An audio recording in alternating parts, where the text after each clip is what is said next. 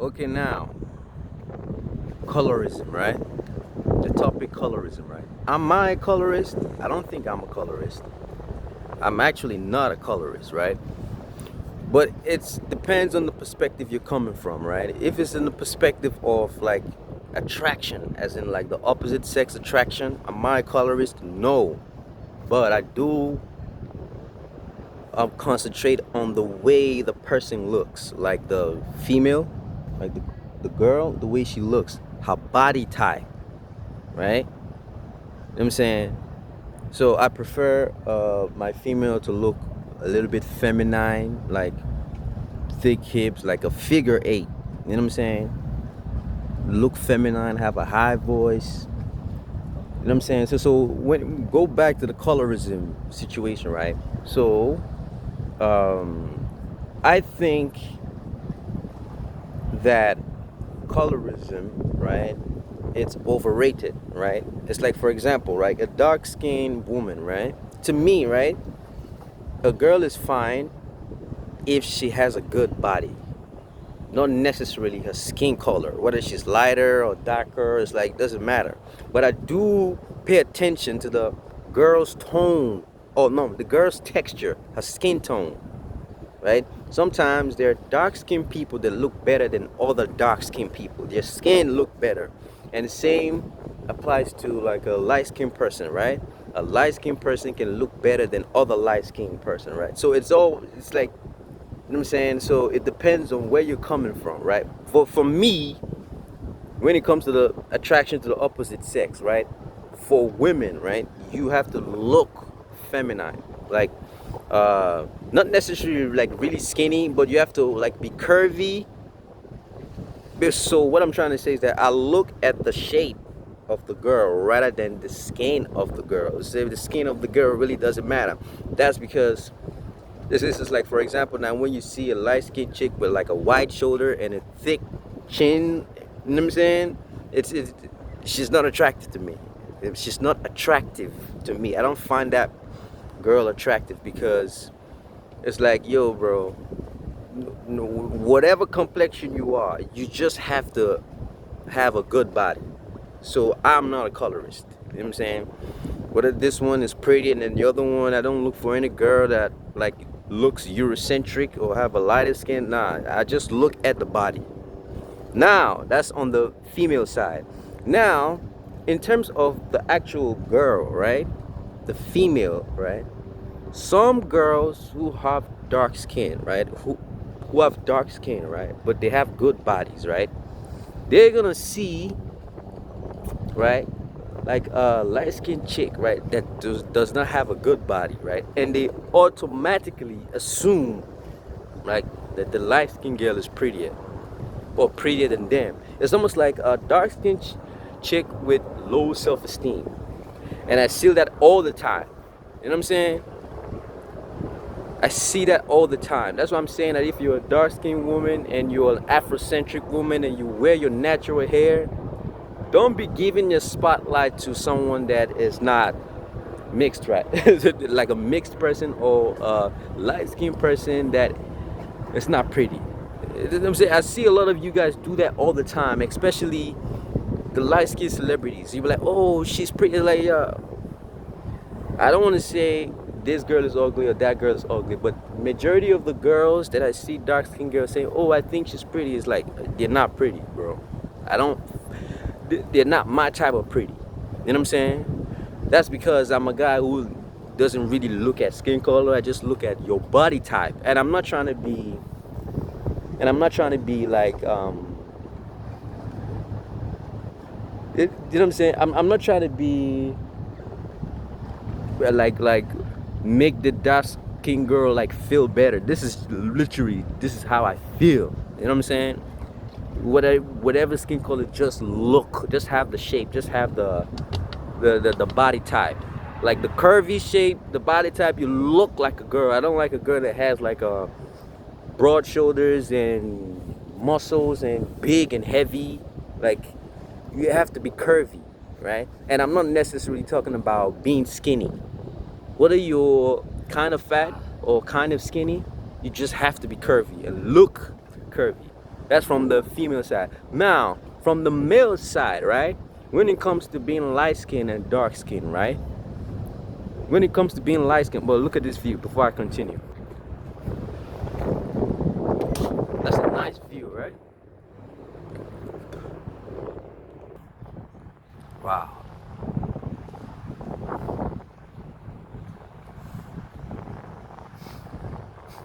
Now, from the male like perspective, right? When it comes to light skin and dark skin, right? So usually light skin always referred to as more feminine, and dark skin is usually more masculine, right? So, and when it comes to feminine and masculine, when it comes to feminine and masculine, right? It's really similar to being handsome and pretty. So feminine usually gravitates towards pretty, right? Then handsome gravitates towards masculine, right?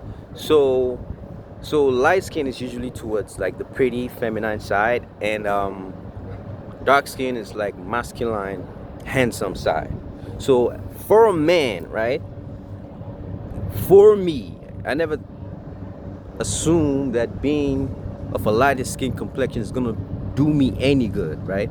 Matter of fact, the only thing I thought or I think that can do me any good is like if I go to the gym and be healthy and probably grow some muscles and be fit and have some packs, and you know what I'm saying? That's what I think is gonna make me look more attractive. It's not necessarily the skin tone. And when I see a light skinned dude, right, I'd never like think that, oh, this guy is like handsome, right? But usually anything when you kind of see a light skinned guy, it's almost like the guy looks softer than he actually is. It looks like kind of soft, like a soft person, you know what I'm saying? So that's what it is. Like even European descendants, like European Americans, Europeans from Europe, right? The male European guys, right? I say male European guys. Like European guys usually look less masculine than an African descendant. It's just a fact, bro. You know what I'm saying? It's just a fact. European descendants or a light-skinned man usually looks less masculine than a true African descendant, right? So when it comes to the colorism, yes, right? And when it comes to colorism, right? You know, sometimes when all these rappers shoot videos, right? They shoot their videos and they have like light-skinned girls on their videos, right? And people will be saying, oh, it's this colorism, right? But usually, I don't think it's colorism. Oh, I don't think it's all the way colorism, because we are in America, right? And the majority of Americans, right, are European descendants, right? And only a portion of America are like African descendants and Hispanics and stuff like that. But what I'm trying to say is that they put like mixed biracial light-skinned girls because they are trying to cater to everyone. Because like a biracial mixed racial ambiguous girl in rap video, it's like she can relate to everybody, as opposed to just putting just like an African descendant in their music videos, or in their commercials or in movies. You know what I'm saying? So I think partially they're trying to cater to more audience by like including like a racial ambiguous biracial girl, right? In the movies and the music videos and commercials and so on and so forth. You know what I'm saying? So that's what I think. So I don't think like everything is like just like colorism and prejudice and racism. Anyway, look at this view.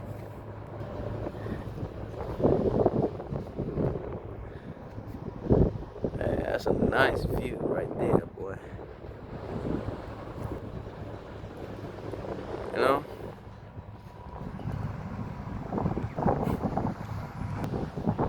So yeah, man. So I don't think it's like that's like racism, right? So but on the other hand, right? Melanated dark skinned women, right? Like African descendant, true African descendant, Afrocentric women, right? You need to learn, right? You need to learn. Not learn. You need to um, um, um, try not to give some other person your spotlight or assume that this person is beautiful or more beautiful than you, right? That's just weird. It's like there's sometimes I've been looking at a dark skinned chick, right? I've been looking at another dark skinned chick, like an Afrocentric African descendant lady, like an African American woman or an African woman. I just be looking like, oh, this girl looks fine, right? But if you start speaking to the girl or talking to the girl, right, you're gonna find out that um, you're gonna find out the way she thinks. You're gonna find out that she kind of have low self-esteem, right? And that's not right. You know what I'm saying? That is not right. Like low self-esteem as in you see some mixed girl or some light-skinned girl and you think that, oh, this girl is automatically pretty. It's like, nah, man. It's like, nah, she has to have like she has to have a figure eight. She has to look feminine. She has to, like, you know what I'm saying? You can just see a light-skinned chick with big shoulders and strong jawline, like strong jaws, and think that she's pretty. It's like, nah, bro. You have to. It's like a lot of dark-skinned women. You have to work on your self-esteem, bro. You have to work on your self-esteem. You understand? So that's it. And when it comes to the guys, right? A lot of African guys, right, are kind of colorist though. You know what I'm saying? They're kind of colorist because sometimes because I hang out with like African American men, African men, and sometimes like they do too see a light skinned chick, right? Right? So they do see a light skinned chick and they be like, I think she's pretty. Then I look at the girl, I'm like, yo, no, like she's not built like well. Why do you think she's pretty? So some of them like maybe because of a skin complexion, right? That is colorism, right? That is colorism. And on the other hand, there's some chick that are light skinned, right? But are not really pretty, but for some reason they think they have pretty privilege over a good looking dark skinned chick or a good looking African descendant lady, right? You know what I'm saying? It's like so it's just confusing, right? So at the end of the day, right, for an African, right, you just have to be, it's like, yo, bro, stop trying to cater to the Western or the European or the Eurocentric lifestyle. Stop trying to gain acceptance from the European culture or the European world. You know what I'm saying? That is why a brave African or a brave Pan-African or a brave pro-black American or African American woman, right? Or man, right? You walk around with your head high, and especially for the women, you don't go around wearing wigs that don't look like your natural texture. You know what I'm saying? Go around wearing wigs that don't look like your natural hair. You know what I'm saying? Wear your natural hair. Take care of your natural hair. Stand tall. You know what I'm saying? Stop trying. You know what I'm saying? Stop trying to fit in the European box or the Eurocentric box. It's not your box. Try to fit in the Afrocentric box, especially the African ladies, the African descendants. I'm talking about African Americans and African ladies. Stop trying to fit, especially in the beauty standards, right? Stop trying to fit in the beauty standards of the Europeans. I'm saying it's almost like it's not your place. Whether a European think you're attractive or they don't think you're attractive, it doesn't matter. It's not your place anyways. You know what I'm saying? You should focus on your people, right? Focus on your place, right? And whoever, because there are lots of European people that actually think that African descendants, right, are actually beautiful, right? Focus on those people. Don't focus on the other people, right? And for example, this movie that just came out, The Odyssey, where Lupita Nyong'o, right, was playing a girl that in the movie is supposed to be beautiful, right? In the movie, she's supposed to be a beautiful girl, right? So, and everybody's talking like, yo, this, her character is supposed to be European and this and that. It's like, yo, bro, like we as the people, we shouldn't just, don't focus on that. You know what I'm saying? Don't focus on that. You know what I'm saying? Focus on, we should focus on, you know what I'm saying? We should focus on ourselves. You know what I'm saying? Focus on making things better in Africa. Focus on Africa. Focus on the continent of Africa. Focus on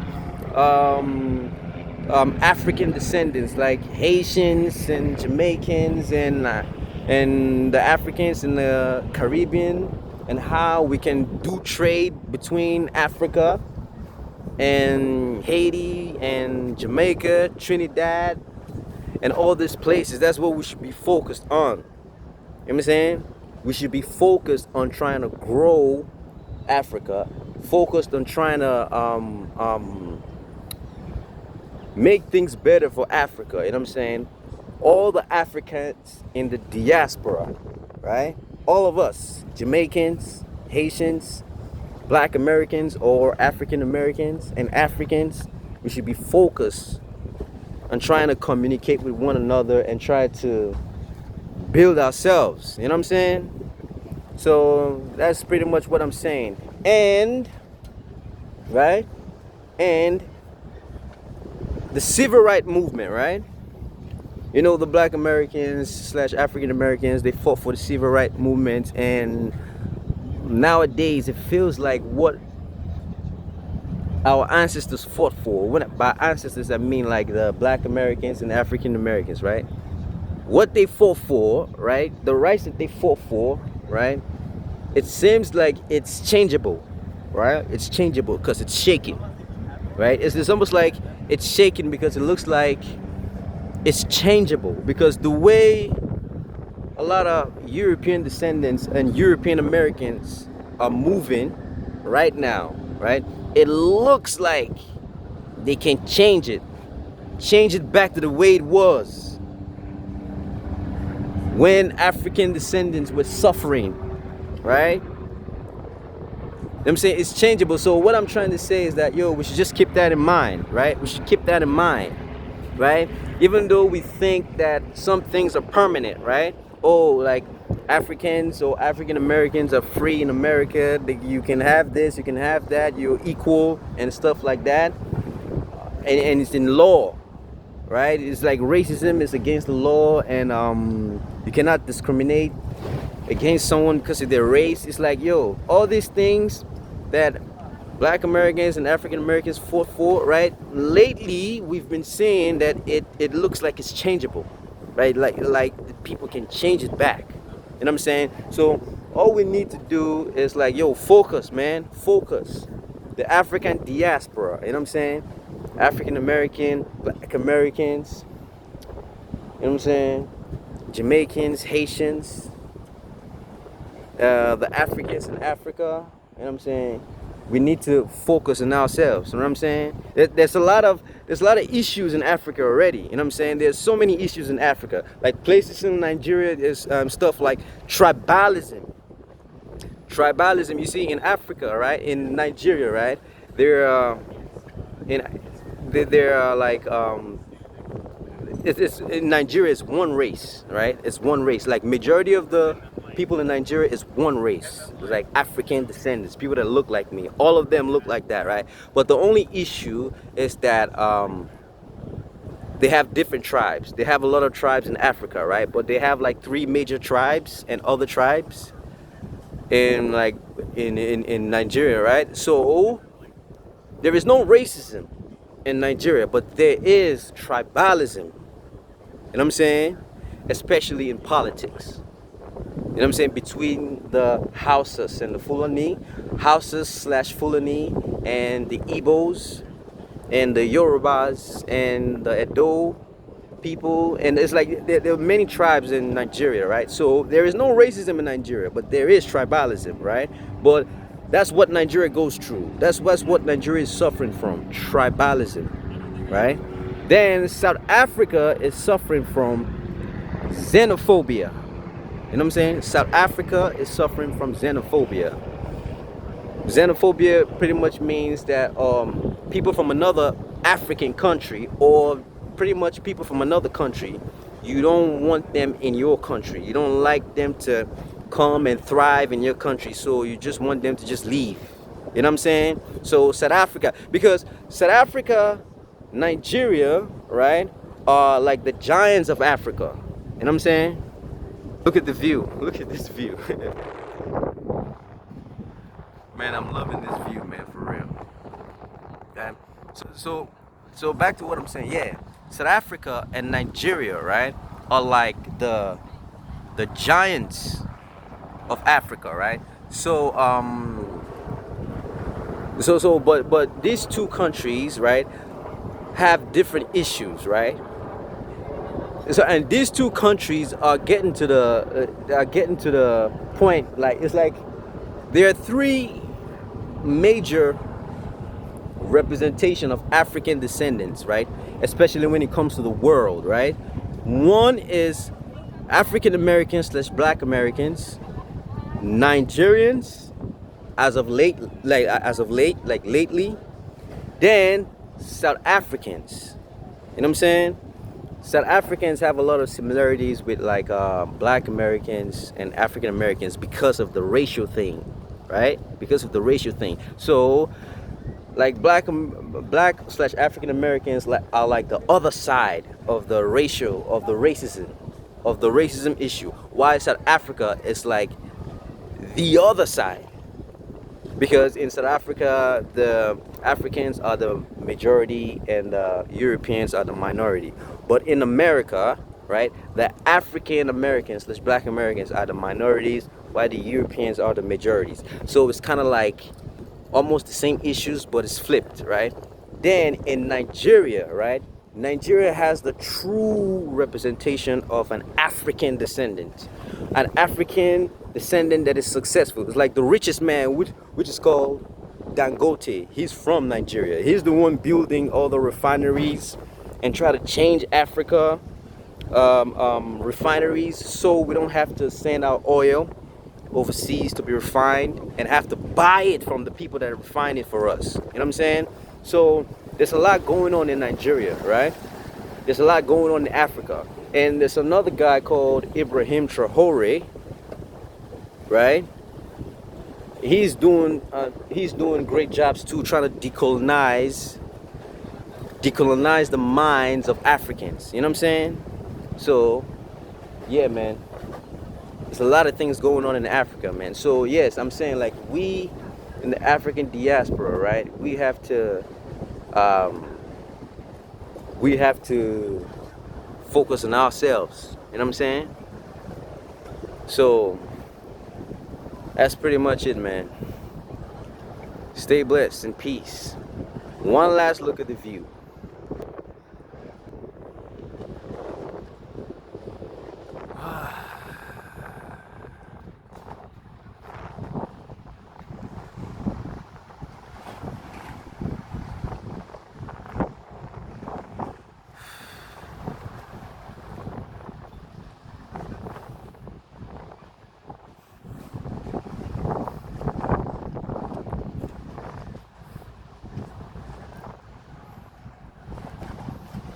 Yeah, man, you already know, man. So stay blessed and keep pushing. You know what I'm saying?